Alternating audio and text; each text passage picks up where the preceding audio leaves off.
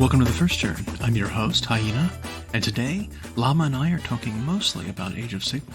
The new War Scroll was released this Thursday with some FAQs, erratas, and point changes to the over- and underperforming armies. We talk about the releases for Ironjawz and Gloomspite Gitz, and the new models being released for the Age of the Beast campaign. We talk a little bit more about the Warhammer 40k meta, and the early changes we've seen to win rates in the meta due to the latest balanced data slate, and more. If you enjoy what you hear, give us a follow, a thumbs up, a like, or leave us a comment and let us know if there's something specific you want us to talk about. Let's get to it. So the big news of the day or the week is the Battlescroll update for Age of Sigmar. A little bit Age of Sigmar this week. We got the Ironjawz goodies, and then so we had Ironjawz from the Era of the Beast campaign, Book 2. Drop alongside the Troll King. Yeah. That was this week, I believe. And then we had, on the heels of that, the Battlescroll Tactics of Andor, which is the wizard, this season's wizard-themed sort of campaign and General's Handbook season. There were a few changes that they made. One of them, well, a couple of them, I guess, were to the lore spells, because maybe they were too good or weren't good enough. The biggest one that changed, I think, is if you're playing an Incarnate, all of a sudden you've got, or Incarnate or Endless Spells, you've got a really big target on your head. Yeah. Because this new spell, while casting value 10, that is huge.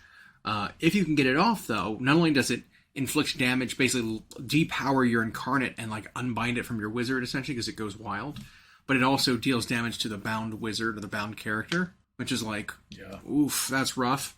Same with Endless Spells. You just spell them and you deal damage to the caster or the person who is bound to it. That's a pretty significant change. It's a pretty significant, like, risk you take by bringing those things this season now. If the opponent can get that off reliably, that kind of hurts. Yeah, well, and I'm guessing the Incarnate was popular. Yeah, I mean, because he can be in every army. Yep. Every army, he has high rend, so if your army lacks it, he can provide. You know, they also changed the Merciless Blizzard spell from the new lore to basically be saying you can't cast this spell with a unit that was set up this turn or moved. Oh wow, moved is a huge one, but that's okay. I mean, that makes sense because casting happens before movement. Yeah, it says earlier in this phase. Yeah, so in this phase. So, like, if you reposition with a spell or you've got an ability that allows you to move in the hero phase, you can't then cast this spell afterwards because they don't want you getting in a couple more inches and getting too close. They changed a few of the, I guess, the season's themed rules. One of them was this feedback overload ability. So if you bring wizards to the battle now and you kill them, there's a 50-50 chance that they explode based on the power or the toughness of the wizard, which I think is hilarious. They did some changes to some of the endless spells, like they always do every single General's Handbook. This time, Spell Portals gets hit again. This time another nerf, to prevent endless spells from being able to do much. You know, you can't activate your abilities after you move through the portal, which I think is a healthy change. That's a pretty good one. And then, what else did they do? The Malevolent Maelstrom. So when it charges up, instead of it just like fizzling when you dispel it, it blows up if it has enough charges. So positive changes. I think those are very good. The other bigger change, though, was the fact that they put a lot of attention on more like battle tactics this time around for certain armies. They've introduced brand new battle tactics for some armies and new, if not new, then like updated secondary missions for some armies. It makes it very interesting in terms of like a tangential change to an army, right? Because it's not necessarily you're getting a point change or you're getting rules updates for your war scrolls. Your army is receiving updates that maybe makes it easier to win games. Yep. So it's super interesting. It looks like they hit Stormcast, because Stormcast has a little bit of a low win rate. Yeah, right now they're one of the bottom three consistently. Surprisingly. So they got a new battle tactic, which is the secondaries. That's what secondaries are called. They received one called Secure the Battlefield, which is basically table quarters. Mm-hmm. Go grab table quarters without being in combat, being near enemies. You just go hold things. Yep. Which is typically pretty easy to do. Whenever you have that kind of an ability, whether 40K, we see a lot of that too. It's like this is kind of an easier thing to accomplish. Yep. And this just says at the end of your turn, you just have to have someone in each. So the key is next to the enemy. The key is you have to choose your battle tactic at the beginning of the battle round. Yep. And then you have to accomplish this at the end of your turn. So if you think you can pull it off, then probably pretty easy. If you save some of those hammer bros to drop in, or anything from the ranger squad that can just teleport themselves, easy. Yep. You had some updates to Lumineth Realm Lords. They're hammer bros. They're like the rock, the Mountain Legion. I thought was never really strong enough. Shame too, because I love the look of them. Yeah, I agree. Because it was always like, oh, well, you've got this super reinforced rock stance or rock armor. If you're attacked by an attack that has an AP of -1 or a rend of -1, make it 0. But anything more than that, you treat normal. And it's like, well, that's dumb. You know, why not just ignore 1 point of AP on every attack? I said that. I said that when they first came out. I was like, that's too situational. Yep. And now it's like they've kind of done that. The normal Enduring as a Rock armor ability has changed. Now it is just worsen the rend characteristic of an attack by 1 to a minimum of 0. And if you are Ymetrica, which is the Mountain Realm sort of sub-faction, those guys who has that rule lower it by 2 instead of 1. That's big. Massive. But it's only like a 4-up save to begin with. Yeah. So just pepper them with AP 0. Right. And then to make them 50-50 it. Or, Mortal Wounds still work. And anyway, it's a good change. I don't think it's too powerful. Nope. It's fine. They also changed a key point for one of their special rules, which I think has always been really funny. It's called Deep Thinkers. Mm-hmm. And basically what it allows you to do, it's had many incarnations. I think the original one was you can forego your casting to just sit and think. And then the next turn when you cast, you roll 3 dice instead of 2 or something stupid like that. But you have to give up a round of casting in order to do it. It was not great. Now it is, they just have an auto cast once per battle, per wizard that has it. On a casting, it's as though you rolled a 9. Mm-hmm. But that means the fact that they took off the part of it that said it cannot be modified means that, well, hold on now. Uh-huh. Now you can actually have +1s to your casting rolls and allow you to hit those 10s. Because some spells are high cast, like we saw earlier. Mm-hmm. The Unbind the Endless spell or the Incarnate spell was casting value 10. So if you can get a +1, this auto lets you cast on a 10. And this is already better than doing nothing for a turn, just so you get another dice the next turn. Yep. That was not worth skipping a turn. Yep. Yeah. So that was the rule. So you cast on a 9 unmodified. They removed the unmodified part. So nice little change. Idoneth Deepkin have seen their share of woes. Partially because they just don't have enough options. They don't. And there's been one sneaky shark army. Well, the shark army got better. Yeah. I mean, kind of actually most armies got better. Because if you're playing sharks, your points did not change, but you got a new ability. The sharks basically now have exploding 6s to hit that make 2 hits instead of 1. Which, okay. I mean, the shark bites are pretty great. You have to be in the Then. Yeah, so that's specifically it's a buff to the units of 3 sharks. Yeah. So in normal shark, it's not called a bloodthirsty shiver. It's called a whatever. Alapex, predator, whatever. But if you bring the bloodthirsty shiver, which is a unit of 3 sharks, they get an additional rule that says 6s to hit with them in general, not just the jaws or anything. Unmodified 6 to hit by a unit in a bloodthirsty shiver is 6. It scores 2 hits instead of 1. One unit of 3 pretty gross. Yeah, it's not even melee. They have shooting. They have shooting too. Yeah. Okay, that makes them pretty good. That might be a reason to bring Faith in then. And then in addition to that, pretty much point drops for most core things in the army. One of the Achilleans came down, the turtle came down, the king came down, both types of infantry came down, which is fine. Like, they're 5-up save guys. Like, I think INF, short of a book release, they've just like never been revisited. Yeah. Like, I think they need the Ironjawz treatment and give them just like a handful. 5 more units. As part of a thing, give them 5 kits to flesh it out. I mean, same thing could be said for Daughters of Cain, which theirs is bigger, but they still need it. There's a beautiful new warband for Fire Slayers coming out. Oh my god! If that's the art direction they're going with them, sign me the fuck up, because holy crap! Because we have enough of the little naked running guys. Yeah. Now do this. Yeah, they looked great. If that's how Fire Slayers looked when they first came out, I'd have been 100% on board. Man, they look good.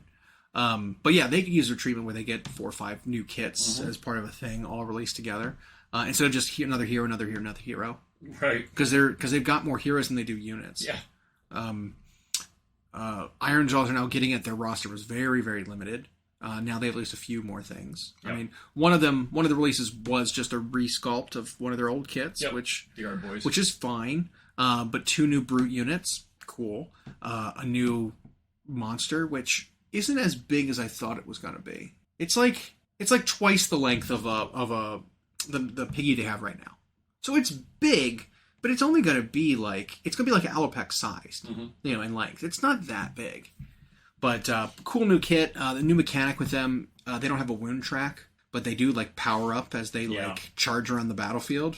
They get better momentum, which is cool. So basically, they have no track, but and then there's a version where a guy's basically riding a naked one, and then there's a version where there's 2 sidecars. Yeah, and then there's a character with sidecars. Yeah. Which I think I'm going to leave the sidecars off of the character riding one.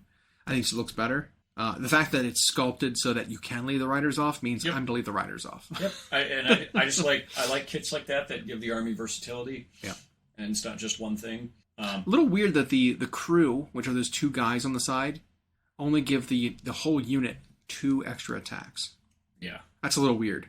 2 basically brutes riding on the sides. Yeah. Gives you 2 attacks total. It's like, yeah, that's a little weird. And if that points is significantly different, then I wouldn't pay that much for like 2 attacks, right? Yeah. It's like 30 points, but it's also a different monster's rampage. It's a little bit better with the 2 guys. So in the Grand Alliance Chaos, the 3 armies that you and I play all got touched a little bit. What's funny is, so the Blades of Khorne update was last time. Yep. That one's not new. Yep. But the 3 Chaos factions that we play, I mean, I also have some Tzeentch and some Slaanesh that I collect, but it was mostly to be allies to my Slaves of Darkness army. But the 3 armies that we play, which are Slaves of Darkness for both of us, you Maggotkin, me Skaven, all got touched. Yeah. So each one of those got points decreases. Each one of them gets a new rule of some kind.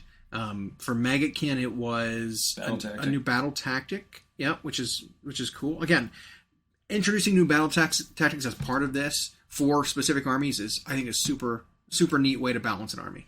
This one's interesting though. It's don't squabble, children. You pick an objective wholly outside your territory. You complete this battle tactic at the end of the turn if you control that objective and any friendly Rotbringers unit and any friendly Nurgle demon units can test that objective.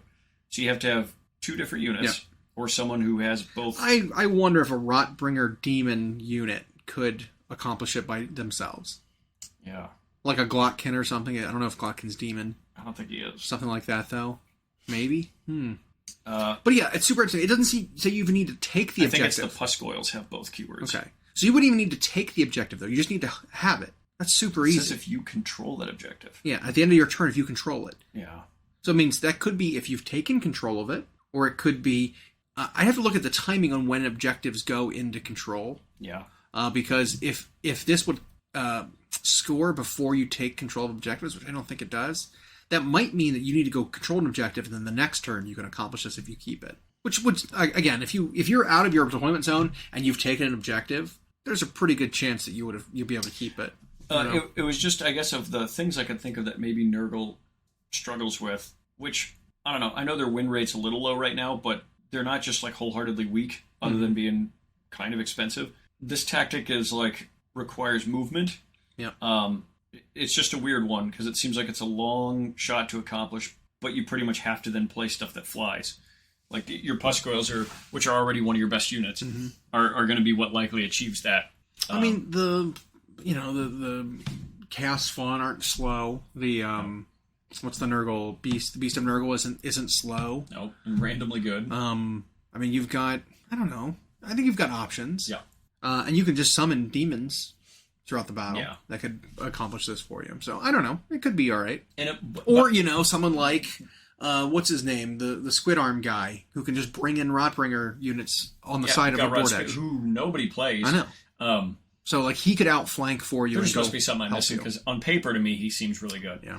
But my thoughts were this must be a battle tactic that GW felt they needed or got feedback, and this is something that they need to do. Maybe it's because they do have ways to pop into corners, but didn't have any battle tactics that they benefited from, so they just relied on killing stuff. Whatever the case is, I don't think they just come up with these for no reason. And we can see Skaven got a new one. Yeah, very theme, very very theme friendly, right? Lore friendly. In order to accomplish this one, it has to. So on your turn, or I guess on your opponent's turn too, because I think you can choose with some units to flee instead of attacking. Yeah, anyway, the end of the turn. Yep. Yeah. So you can basically just, if you're in combat, you just choose a hero and a unit to just run away, and then you accomplish your secondary. It's so on brand for them. Yep. I love it. Flee. But again, you don't have to choose these at a time that you don't know if you'll be able to accomplish them. You choose these when you're like, I can do this one. Yeah. So, and then one of the bigger quality of life changes that they got was the Screaming Bell and the Plague Priest on the Furnace, which are like the big chariots. Both lost the rule called Pushed into Battle, which was so annoying because they were only allowed to move if there were 10 or more models within 3 inches of them. That's the only way they were allowed to move. Is literally they had like clan rats walking along with them, pushing it. That's pretty dumb. Yeah, it was bad. I get thematically why they wanted that, but here's the thing: rules wise, it's a hindrance. It's designed exactly the same way as like the Daughters of Cain shrine. Yep. The same exact thing. It's just a thing on wheels. There's no horses. There's nothing propelling it, and yet it still just moves. That's the same thing with this. It's just a thing on wheels. Yep. If that one moves, why doesn't this one move? Yeah. So they fixed that.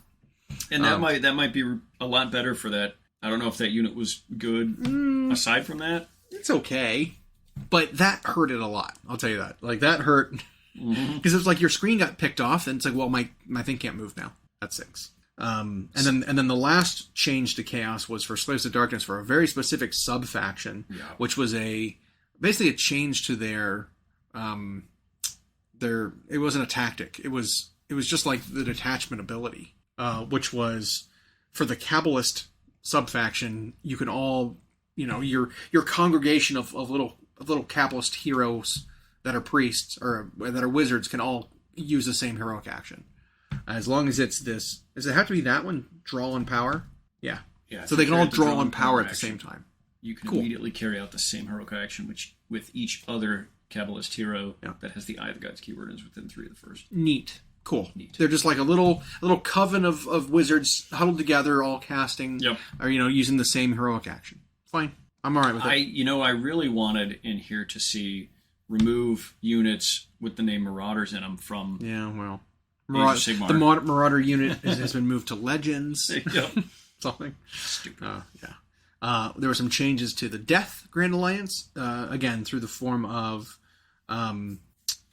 strategies and grand tactics and stuff like that. They got a few changes that way. Nighthaunt got one that was very similar to the Stormcast when we were just going and contesting objectives. It's very low interaction with your opponent. In fact, you need to have less interaction with your opponent in order to accomplish it because you need to be out of 6 of an enemy. Yep. So it's incentivizes some hands-off gameplay. I think it also incentivizes or helps armies who are being crushed by some of these armies by making them go and not do just charge kind of tactics. I need to peel off and go accomplish my secondary, so I'm not charging you this turn. Right. So it actually kind of like makes them a little less aggressive. Yeah. Same with the Stormcast. If you want to score this, you have to not go be alpha. Yeah. So on the opponent. It's interesting. I like it. Bone Reapers made a little bit of changes to them. They had already made a change to their wound model restoration ability that made it so that it could affect multi-wound models. That was one of the bigger changes that they'd already did. And something must have worked because we saw a run of tournaments where they suddenly popped up to the top. And I think it was the 4-wound guys, or the 5-wound, whichever they are. The quad arm? The quad arm guys and like the guard with the halberd and shield being restored back to life at full effectiveness, at full health, was a little too much. Even if it was on, you choose a unit on a 3+, a guy comes back instead of the full like guarantee. It's only a 2/3 chance. Well, in addition to the 2/3 chance, now when you come back, you only have 1 wound remaining, basically. Yep. So that's a very interesting change. Yeah, I feel like they could have gone with that, but then maybe gotten rid of the 3-up chance of it happening. Because it's like the unit gets 3 wounds back, right? It better be guaranteed than if you're only coming back with 1 on a big guy. Like you're bringing back 3 guard, of the 1 wound guys. That's a pretty, and guaranteed, mind you. That's a pretty big effect compared to this. I mean, units can be restored to health. They can be healed and stuff because it's just allocated wounds. But I don't know. I don't think it would have been too much if it was guaranteed to get 1 guy with 1 wound back. You know what I mean? Yeah. In reading their designer's notes on that, they said there was just like this overwhelming part of the mid game where the Bone Reapers were getting all these multi-wound guys back when everyone else's units are dying off. Right. And so it was potent. So maybe if like I said, I can see the oppression of a 5-wound model coming back. Yeah. But a 5-wound model with 1 wound remaining. Yeah, because now you have to spend another healing if you want to add any more to them. So I don't know. I would be okay if it was a guaranteed 1 guy with 1 wound left, not a 2/3 chance of 1 guy with 1 wound. Like it's too maybe it's too bad now. I don't know. But at least it's a good change. Did the unit change in points otherwise? Not them, I don't think. So I maybe wonder, did they change Ossiarchs to have access to generic command traits or command abilities now? Can they rally? Because, I mean, other armies who have 4 and 5 wound models can just issue the rally command and get back full 5 wound models. Multiple even. Yeah. It's limited to 10 total wounds, but that means you're bringing back 2 guys that are 4 wounds, 3 guys that are 3 wounds, 2 guys that are 5. Like, I don't know. That's pretty powerful, too. I don't know. Lower chance, though, I guess. I don't know. Yeah. We'll see. And then the other change they did this time around was to Soulblight Gravelords, which actually kind of got thwacked around a little bit this update. Lots of point changes going up for them, which I think I'm fine with most of it. We'll get to that in a second. I'm fine with most of it. But in addition to that, they also got this change to Spirit Gale, which is one of their lore vampire spells. And it was already only an okay spell, and now it's, I don't know, it's weird. Granted, it is 6 mortal wounds. If you cast it on a 9-up, it's 6 mortal wounds. But it's 1 mortal wound to 6 units on the battlefield. Yeah. Which is like, okay. A little bit of damage spread around instead of damage focused is fine, whole I lot guess. of dice and markers everywhere. Yeah, so... They didn't do anything with destruction here, but I think that's because they just got a whole great big update, which... Glad to see the Ironjawz supplement was free and not a $50 book or whatever, $55. I agree. Yep. I thought personally that it was going to be part of like a packet in the new seasons book. I'm going to get the book anyway, but I thought it was going to come with that. I'm glad it is just absolutely here are the data sheets. Yeah. Basically. I think they said they're in that book, but they gave us the PDF anyway. Yep. Which I liked. So anyway, super cool. I'm okay with taking a little bit of break for them, mostly because I mean they've gotten stuff recently too. Most of the updates that we've gotten the last few months have been kind of destruction themed. Yep. So I'm okay with them being cooled off on that. Well, because they did a couple. Might have been last year, I guess. Time flies. I know Death had it where like 2 of their factions got stuff consecutively. It seemed like. I think it was earlier this year. Lights got a bunch. And, that was early this year. But yeah, so now Destruction's getting their Yep. So through Ironjawz getting updates, we've got the Troll King coming. We've got another Gloomspite Git hero that's being released on foot by himself, which is integral. Oh man, it enables Squig armies so hard. That kind of stuff. I guess they're choosing not to really do much. King Broad was earlier this year too. Yeah. So yeah, they were kind of skipped. I see over in the point section. Yep. Your Stormcast and Skaven had more point drops. Yep. Well, it's funny because I noticed when we were talking earlier, there's one specific hero who got another point drop. And I swear I thought he was either 140 or 160 when he first came out. The Knight Relictor. He was 140, 160, something like that. And when I first saw him, he's got like 3 attacks. Yeah, you said he's like the weakest character. He's got 3 attacks. He's got no built-in prayers, no buffs to prayers. He's got nothing. All he has is this marginally useful aura. That it's like, if you're wholly within 6 inches of him... Which is like 3 Stormcast for anybody wondering. Prayers and endless invocations that affect those units wholly within 6 inches of him aren't affected on a 4+. It's like, oh my god, that is so useless. That is so bad. And at his points that he came out with, I'm like, not a chance. I'm getting them on. I have 2 of that model. They clearly had aspirations for invocations. They thought something was going to happen with him, and it just did not happen. So he came out way high. And then every single update since then, he's gotten 10 or 20 points knocked off of him. He's down to I swear he was like 190. No, not 190. 160. I think he was something like that, or 140. Like on 3.0? It was something like that. When he first came out, it was like 140 points. Well, now he's down to 90. 50 points lopped off of him. And, I'll tell you what. Still won't play him. Still not playable. He needs to be like 60, 70. Yeah. He is not, he is the most dog shit unit in that entire book. He's so bad. It doesn't make any sense. Why'd you come out with this guy? I also noticed the Hammer Bros came down. Yeah, I am still confused why there's a point difference between the normal Annihilators and the Meteoric Hammer Annihilators. Right. I don't understand it. The ones with 2-handed hammers are not so much better than the Hammer and Shield guys that they deserve to be 35% more points. 33% more points. It doesn't make any sense.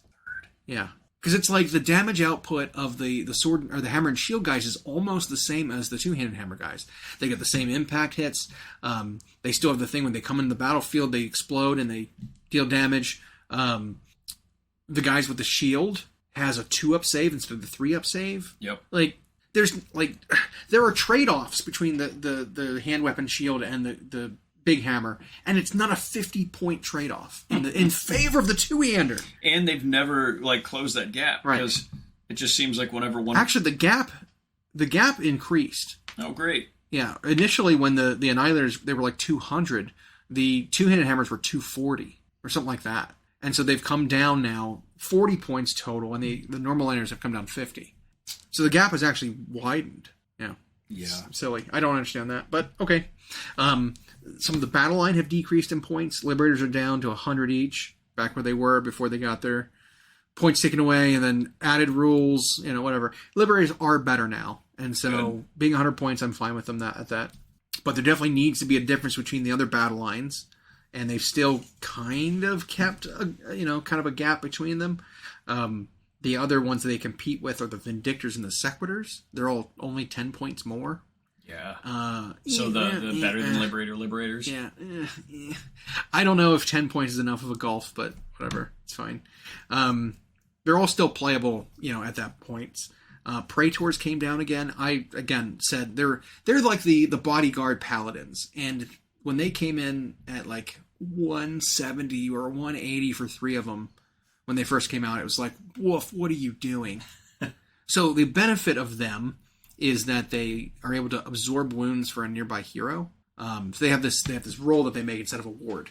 That is, on a 1 or 2, the hero takes the damage as normal. On a 3 or 4, the Praetor unit takes the damage instead.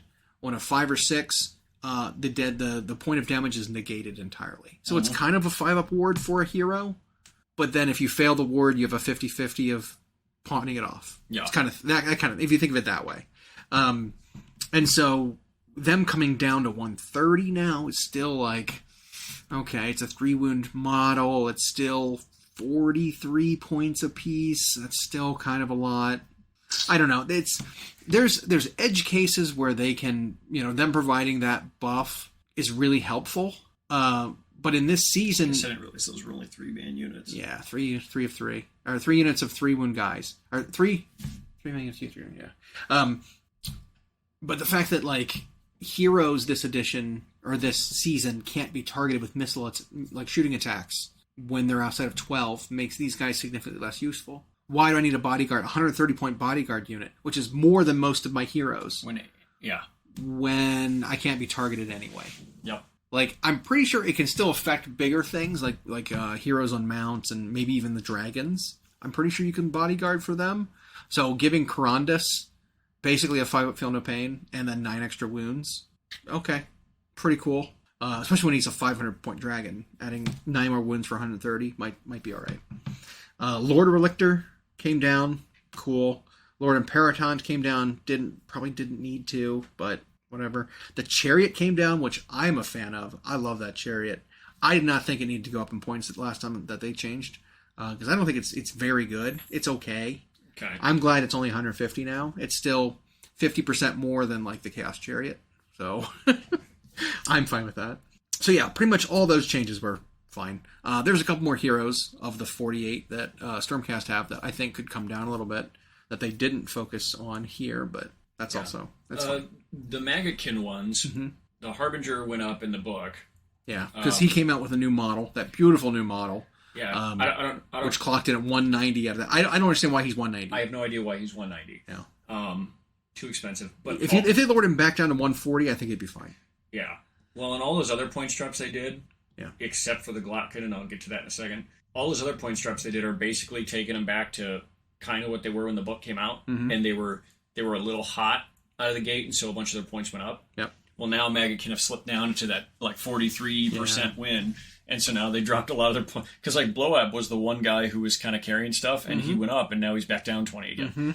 But the Glotkin has just kept going down. I just think he's not seeing much play. Well, I mean, that's the case for big centerpiece models. You can't hide from anything. Oftentimes, it's hard to fit places. A lot of times, they're not durable enough for their points cost. Him at 600 points at 24 wounds or something like that is still like 28 points per wound. Like that's 25 points per wound. That's a hefty boy. Yeah, he might actually have even less wounds than that. And when I just think of all the versions of Maggotkin that we've had this edition, or all the lists that have had some success, none of them have been him. Right. Yeah, he is 20 wounds. Only 20. So he was 30 points per wound. Now he's down to 29. They haven't updated the app yet, though. Yeah, 29 points per wound is hefty. Yeah, and he does a lot, but those 20 wounds will disappear pretty quick. Yeah. It's funny, we talk about not being able to put guys on big bases into many places, and yet there's so little terrain in Age of Sigmar compared to like 40k where it's like packed. But I think I can safely say in Age of Sigmar you have way more models that are on that great big dinner plate style base. Well, it's also harder to make it into combat in Age of Sigmar because you only have a half-inch leeway to succeed on a charge. Yep.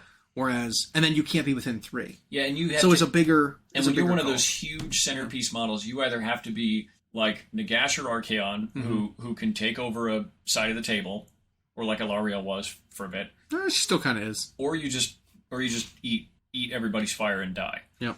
Because those heroes aren't immune from getting shot, are they? Like no, not they're at all. It's literally the same restrictions as Lookout Sir. Yeah. You have to be 9 wounds or less. You have to be on foot, so no mount. Like, yeah.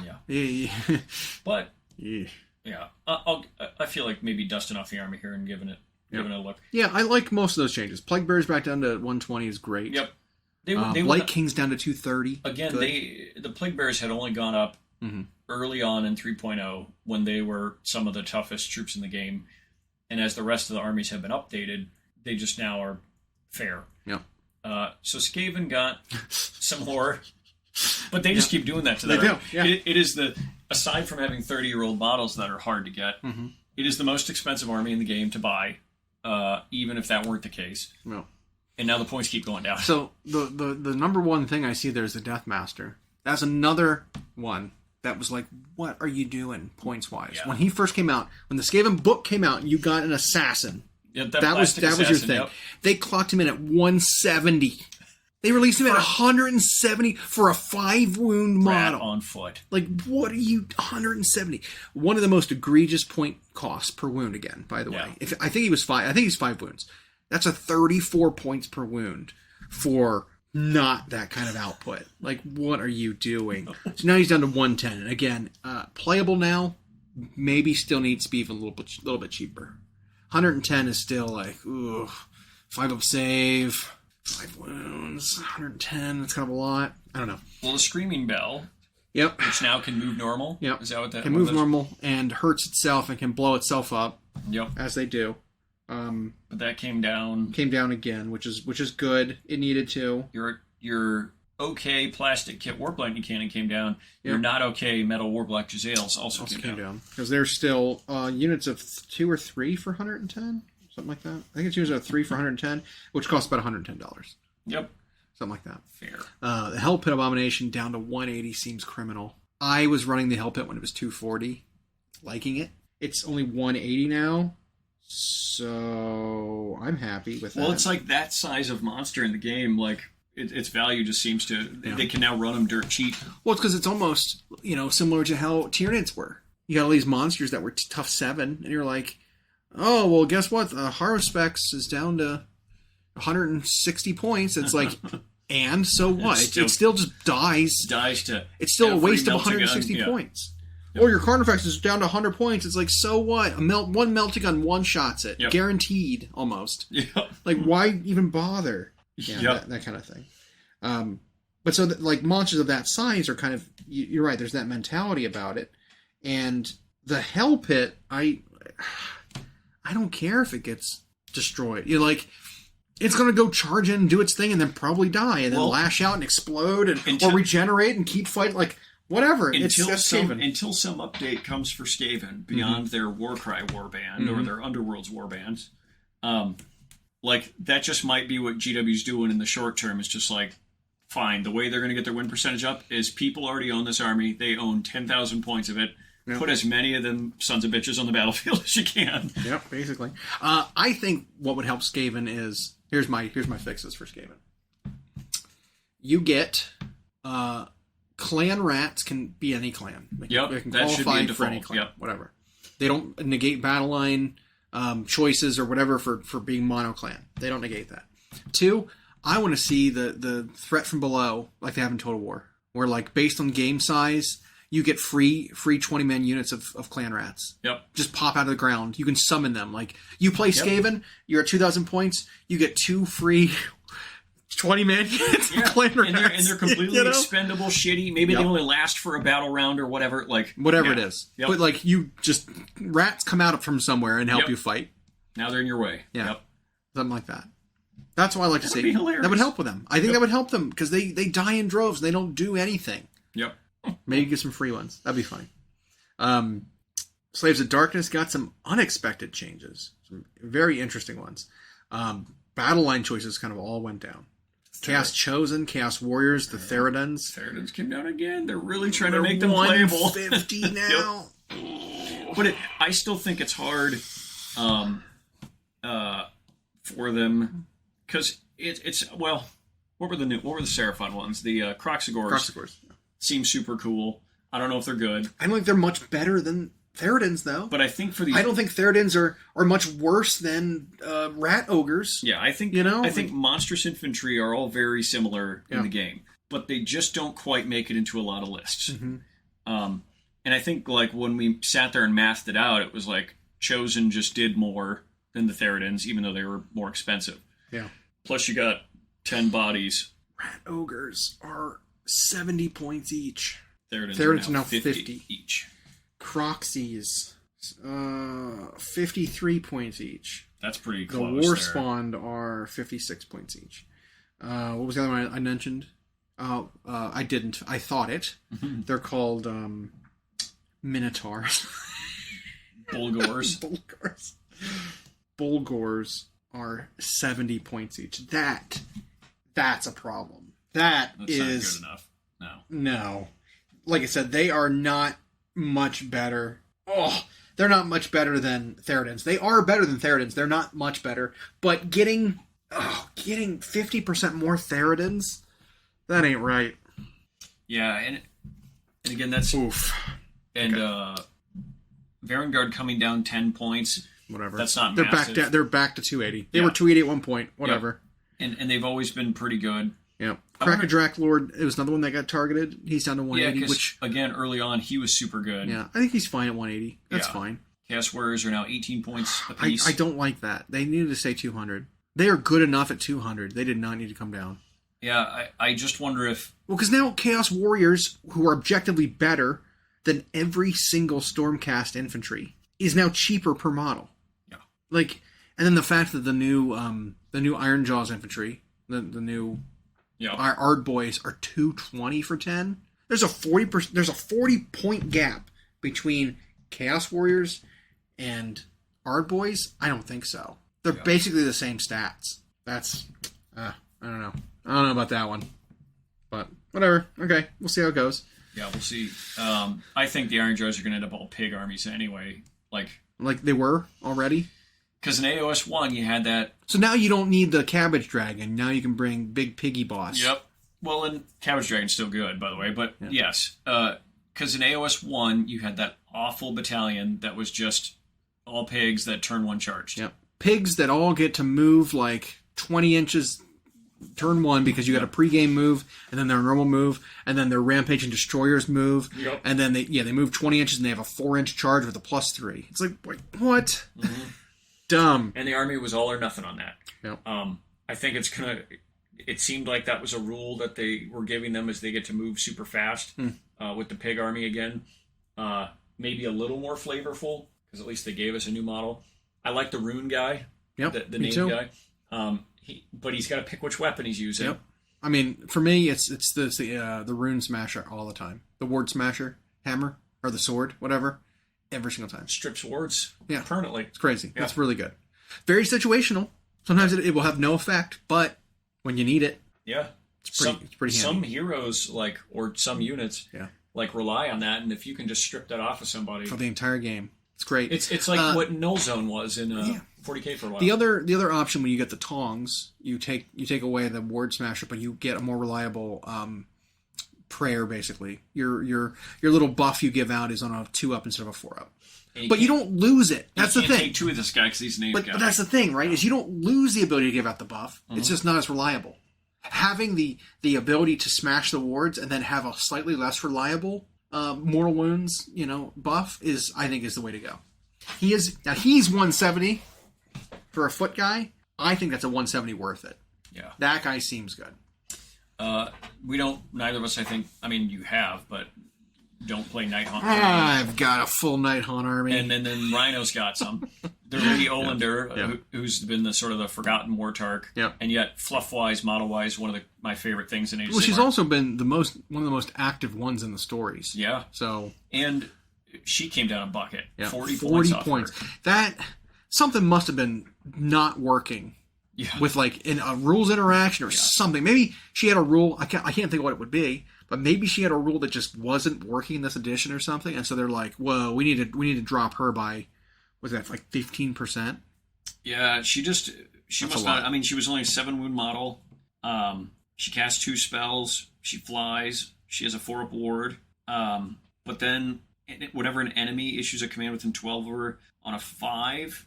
She stops it.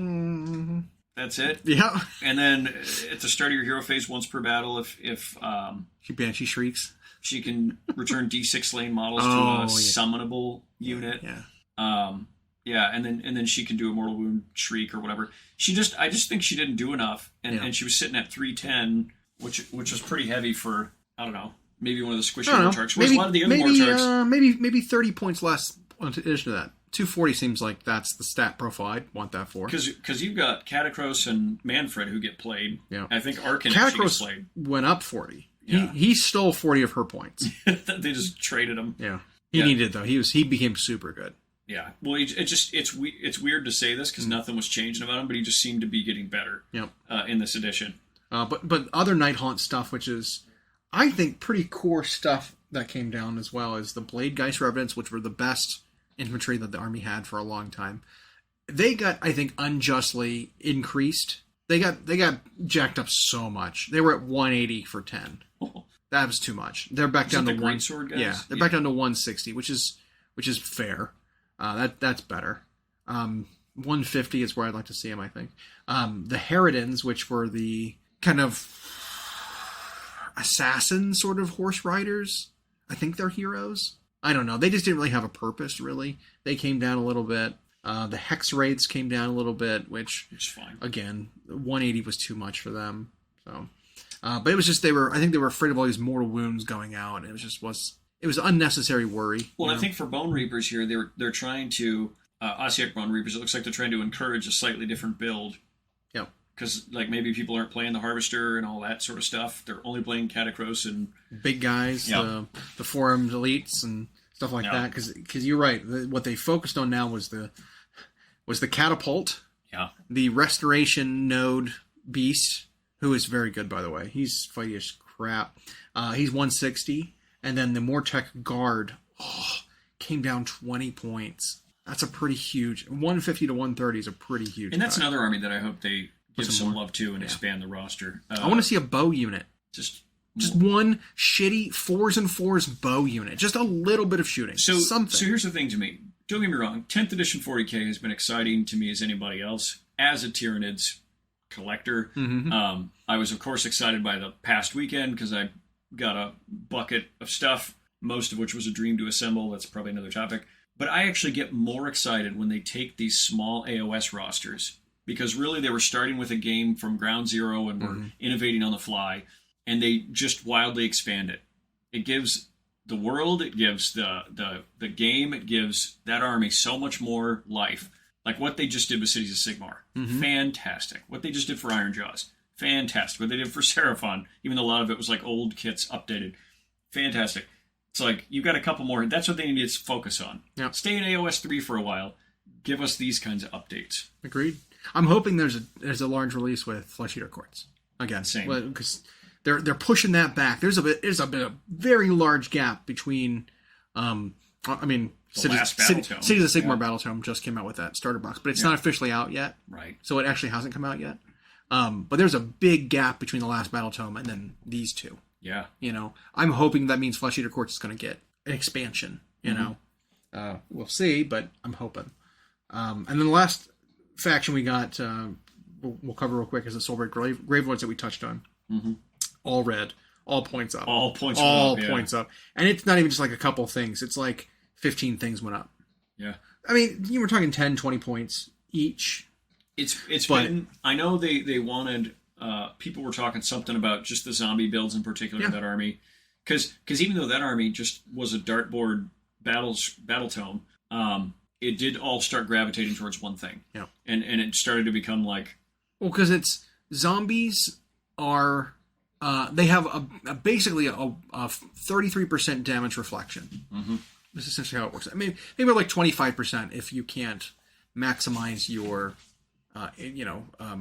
contact with your opponent. But every time a zombie dies, it does a mortal wound back on a 5-up. Yeah. Which is like, it was so much better before, but it's still very good now. And you can still give them the mortal wounds on 6s to hit through like corpse cards and buffs and stuff. But they're just so much damage coming out of a zombie unit, which is one of the cheapest units in the game. Yeah. 6 points per wound. 6. It was a 120 point unit, 20 bodies with a ward save. And then doing mortal wounds. And then when you killed them, they would come back. Yep. Like you couldn't get rid of them. And so it was just so many wounds to chew through, and you were basically dealing damage to yourself as you're dealing damage to them, and then they come back again. It was but you have fewer models now because they died. And so it was just an attrition game. Well, the Deadwalker zombies actually got one of the biggest bumps, tied for the biggest bump, which was a 30-point increase. Yeah. That's huge. That's a 25% increase in points. Ouch. Because a 25% increase means 20% less models that you can bring. Well, and even though there were a couple of odds and ends tournaments where they weren't on top, they enjoyed a stretch of like 3 months where they were really just kind of swamping top 8s. It's a very fun army to play. A lot of the models are newer, and like it was an army roster that they didn't skimp too much on when it came out. And so I think a lot of people had it, and it was a little strong. Yep. And you're right, the attrition game, you know what it actually reminded me of? Is when Total War Warhammer 1 came out, on the multiplayer side, there was an undead army, a Vampire Counts army for a while, that was just, you took the Wraiths on foot, the ghosts, zombies, and Crypt Horrors. And then you stood Vlad or some vampire in the middle of them who had his regen on, and there was no cap on it. And because you had this mixed blob of guys, most of which were ethereal and thus reduced damage by like 80%, the enemy stuff would just not be killing anything, and it would be resurrecting and healing faster than they could kill it, while the Crypt Horrors slowly killed whatever the enemy unit was. It was that exact same thing. It was an attrition battle. The death player could almost get up and just AFK and win the multi. Well, like Soulblight kind of played like that. If you had a good skilled player running this zombie pile, it was like you just got stuck there. But in addition to them going away, and plus just the more reliability of resurrecting models just from your vampires and stuff, it's like choose 3 units, bring 3 models back in each one. It's like, man, that's a lot. That's a lot. Other points increases included the corpse cart by 10, the skeleton unit by 10, direwolves by 10, which is I'm fine with that one. Yeah, fuck direwolves. Jesus. Fell bats went up by 10.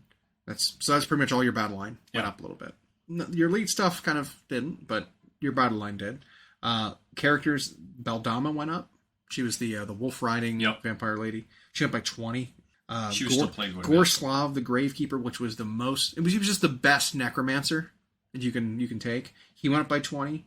I'm sorry, I missed Graveguards. They went up by 10, so they're 160 for 10 now. Their damage output's pretty insane, so I'm okay with that too.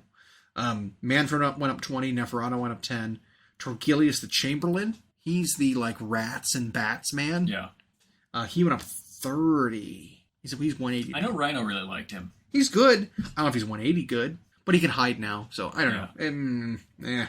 The regular Vampire Lord on foot went up by 10, so he's 150 now, which is all of this is to say, like, you're losing 1 or 2 full units when you're building your army now. Yes, you are. Yeah. You're over across the entire army. You're losing like 200 points. There's just like a 200 point more. This is Eldar treatment basically. Yeah, you get less stuff because all your stuff's better. Vampire Lord on Zombie Dragon went up 20. The Vengorian Lord, which was the monster bat, wing thing, went up 20. White King up 10. White King on Steed went up 10. So pretty much all your support characters and all your battle line all went up. Yeah. Yeah. You lose like 200 points here. That's a little rough. But it might just incentivize you to play a mixed army, play some of the things that didn't go up. That were still good. You still bring, Black Knights. Bring vampires. While this might be not entirely an accurate comparison, it was, the book felt almost, but not quite, like the Eldari of Age of Sigmar in that it was very dartboardy. Yeah, everything was good. But there was stuff not getting played because the stuff that was so good was so good. This might make it so now they got to dip into some other things. Yeah. Yeah. But all in all, though, I think good changes. Target some army rules and some points of armies that aren't doing so well. Bring the biggest offenders down, which were Ossiarchs and Soulblight Gravelords. And a lot of these are such small changes for the most part because as we see every single time they do the meta watch, whether it's Wohammer that does it or whether it's Games Workshop, and they both use 2 very different metrics. Yeah. But Age of Sigmar's win rate, the disparity between top and bottom is not that high in Age of Sigmar. It's a much closer meta than we have in 40K currently. Yeah, which, I mean, honestly, it's funny because you kind of watch, some of the despair, a little bit of despair, that 40K players have when there's just these massive imbalances in the game. Yep. And they not only get discovered quickly in that game because there's so many more eyeballs on it, but the tournament scene will shift so much faster towards it. Yeah. Because we got to where it was not only was Eldar winning more and more and more and running away even from its closest competitors, more people were playing it. Yeah. Like just the sheer numbers of them were growing. But the funny bit is when you see that and you're just like, well, I prefer this other game who doesn't have this massive imbalance like you're talking about. And generally when their changes are made, they're more elegant, they're subtler. There's a lighter touch applied to the game. There's not a lot of core. There's really no core mechanics in the game that you're just like frustrated with the interaction. Right. There's no devastating wounds. There's nothing like that you're like, oh, this is bull. Right. Or yeah. I realize is that they really do not like when you point that out. They don't.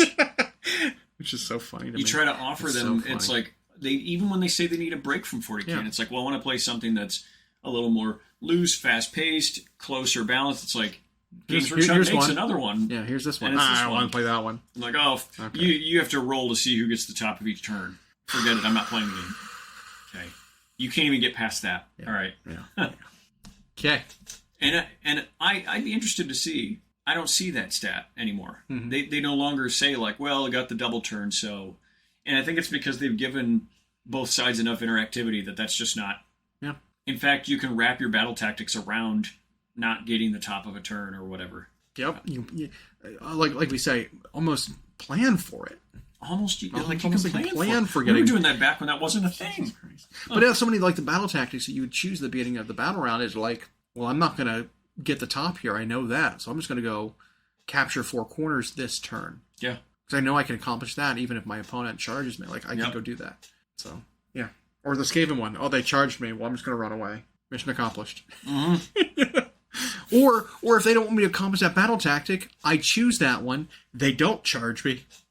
Mission accomplished. I didn't get charged. Yeah. So, I don't know. It's, interesting at least. Yeah. And that's, I like the stratagem-less system also, I think. Yeah. I'm fine that 40K's got some things that make it different from Age of Sigmar. It's just, I think Sigmar But again, the differences seem to be the stressors, right? Correct. The differences are the things that people complain about in 40K. Like, I'm not even joking. Like, run down the list of things people complain about. It's like, well, these are the core differences between these two games, and they're all making that game worse. Like, there are things that I would change, absolutely change. We've beat that. I've kind of beat it to death. Really, is some more granularity in the units, some points changes, whatever. Every game has that, but also like new stats for things like wounding, right? I still would like some kind of difference in which target you're choosing, more than just an armor save, Yeah. Because there end up being some catch-all weapons that's like, well, a big dragon's claw is Ren 3. Well, that's great against, other big monsters that have good tough armor. But you know what's good against? Everything. Because infantry get nothing against it. It's kind of that thing like devastating wounds. But that kind of a creature has a really hefty points cost associated with it. Yep. Most of those big, gigantic monsters that have like 18 to 20 wounds that can just go murder anything are about 600 points. Yep. Nothing in 40K that's playable is 600 points. Nothing. Like even like the biggest, baddest knight is like 540. Yeah. And so there's your balancing, right? It's like, well, it's good against everything, so you pay for it. Yep. If you lose it, that's a big chunk of your army gone. Yep. Play smarter, or maybe it's not meta. Big monsters like that don't make it in the list because they're too much of a liability. Your Archeon, that's your Nagash, that's your Alariel, who's got no ward save at 740 points. You know what I mean? It's that kind of thing. 16 wounds, 700 points, no ward save. She regenerates like 2d6 or 2d6 plus 5 a turn or whatever. So if you don't kill her, she's healing. But man, if she just dies, there's nothing you can do about it. Yeah. Yeah, she ends up big old 700 point nothing burger. Damage magnet. Yeah. Yeah. But other than that, this week, what else was there? I assembled a ton of Tyranids. Last week we had the balance patch for 40K, which seems to have done nothing. Well, we don't know. Well, it's funny because like the preliminary data, because there were some tournaments over the weekend last weekend that did use the new rules and new points. It didn't seem to affect Eldar at all. Eldar had the exact same win rate. Dark Eldar, there was very few players, but their win rates skyrocketed for the players that were piloting them. Oh, sweet. That was cool.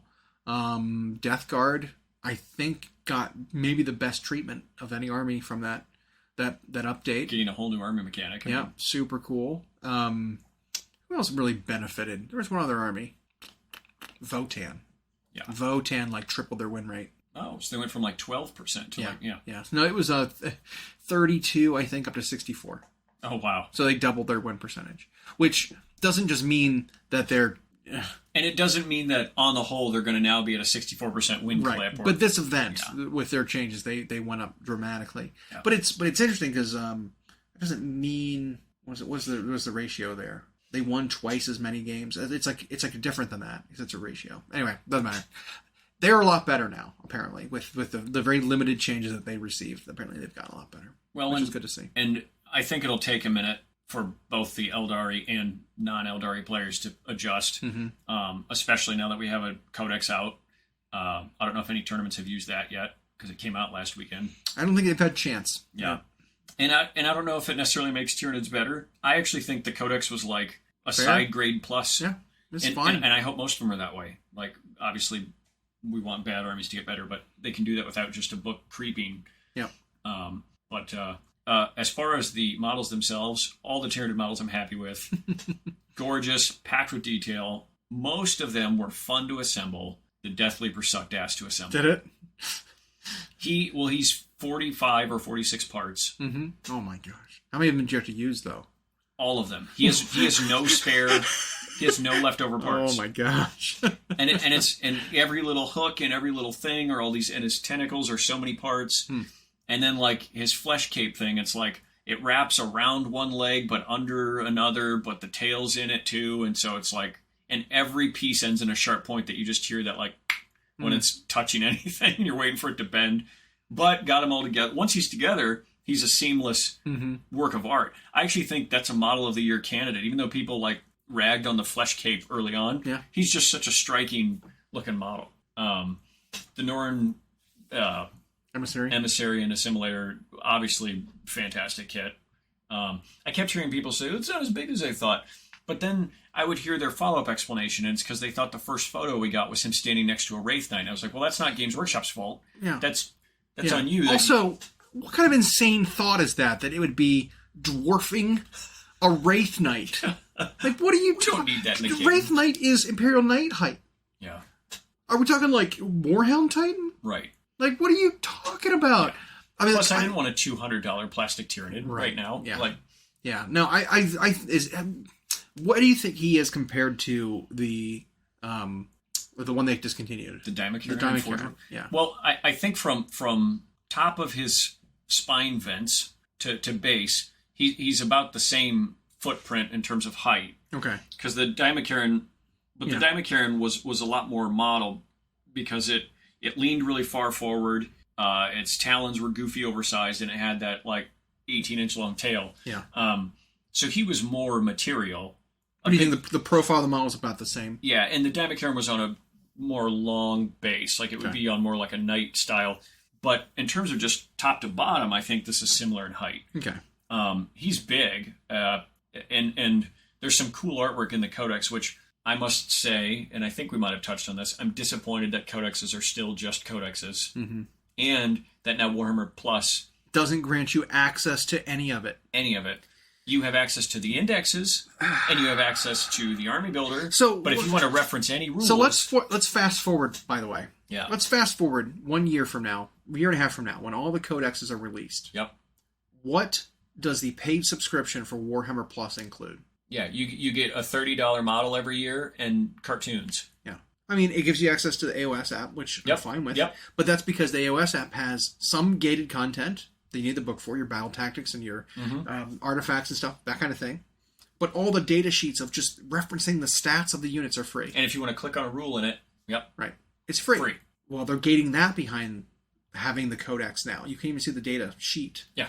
That's absurd to me. Same. That is absurd. Yeah. And so, if you fast forward, a year and a half from now when all the books are out, what does the paid subscription, the paid app for Warhammer 40K look like? It's a bunch of padlocks. Right. Yeah. I just don't understand it. No. Like, if you don't have any books, you do not need this app. The paid version of it. You can make 5 lists instead of 1. That's it. You know what I mean? Like, that's all you get access to. Yeah. You can't see literally anything. The core rules are free. What do you need a paid app for? I think it was a huge mistake that they put all of that stuff behind the paywall and not just the army-specific stuff. The data sheets, I think, all the time should always be available and free. If they wanted to say the battalions, or whatever they're called. Yes. Or detachments. If they want to say the detachments for each army are what's going to be, you need to buy a codex. Because the detachments will have the stratagems, it'll have enhancements. Point costs, I think, should be free. Yep. Point costs and data sheets should be free. If you want the actual, army specific stuff, buy the codex for it. It's just what? Yeah. Because I went to play around in it because it was the eve of getting my codex, and all of a sudden on the app I couldn't because all the stuff was now padlocked because they were updating it, and it was like, no. Because information is very useful when you're playing a game, is knowing what your opponent's stuff does. Yep. And guess what? Everyone's not going to own the book for every single army. No. I need to know what my opponent's thing is that I don't own and don't collect and don't play. I need to know what their thing does without being like, can you hand me your phone so I can see this? Yeah, or for the first time? Can you hand me your cards? And like, come on. And I mean, I tried to do that partway through 9th. I got $600 into codexes, and it was like, I'm not doing it. This is ridiculous. Yeah. I think it's a big mess, and I think we should tell them that. I think this is feedback. Send your feedback. Absolutely, send them your feedback of, hey, this, if enough people say that this isn't cool, this is not going to fly. Because now you just, you made the most valid point. Well, while it gets thrown around in the online gaming communities a lot to say things like cash grab or it's is it worth it or not, that's legitimately the question of like, well, now what is the point of the paid Warhammer 40k app? Yeah. If as codexes are coming out, I now can't see anything unless I also buy a $55 or $60 book. Well, exactly. You also need the $60 book, which didn't come down. It went up, by the way. Yeah. I was also irritated to see that this came, this change happened. Because I swear, I tried to find the article, I couldn't find it. But I'm pretty sure when they first announced the new app, they had said points and data sheets will always be free. That's the benefit of having the Warhammer Plus subscription, is you can always see all of that. And it didn't say anything about index versions of data cards or anything. It said you'll always be able to see data sheets for every army. And then it's like, when the latest article came out, they said, oh, and so the index stuff will be free, but then they changed their tune on that to try to monetize it a little bit more, which that was irritating. But the timing of it was such that my year subscription happened a couple weeks before. Auto renewed, and it was like 1 week. It was like a week before it auto renewed. Then they announced this, and the new app showed this, and it was like, I may not have kept the year subscription if I knew that it wasn't going to mean anything. It wasn't going to be useful for anything. Yep. I was very irritated by that, because the timing was really shisty. Like that was, I mean, the Warhammer Plus model, I'm absolutely going to get. I like the vampire, but we're like 4 days away from her shipping, I think. Yeah. And so it's fine. Like, it ends up being, I think, still technically worth it, even if you leave out the Warhammer 40k stuff. I think it's probably worth it, but it's just, it doesn't feel good, right? When you get, basically to have it, it was a drop announcement, right. Like, this is how the app's going to be now, by the way. Yeah. But that is something, give feedback to Games Workshop on stuff like this, and do it in a constructive way. Yep. They'll actually read it. We've seen stuff that we've submitted get updated almost verbatim the way we requested it. And if it's not because of us, it's because of us and other people all saying the same thing. Yeah. That's the key. It's like, well, if the people in general want this thing, either they're going to have a really pissed off player base and potentially lose customers, or they'll make a small change that doesn't affect them very much. Because people are still going to buy codexes. They will. But the general reference for everything being available makes buying codexes a little bit go down a little bit smoother.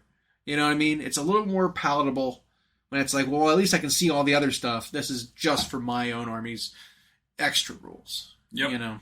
But speaking of going down easy.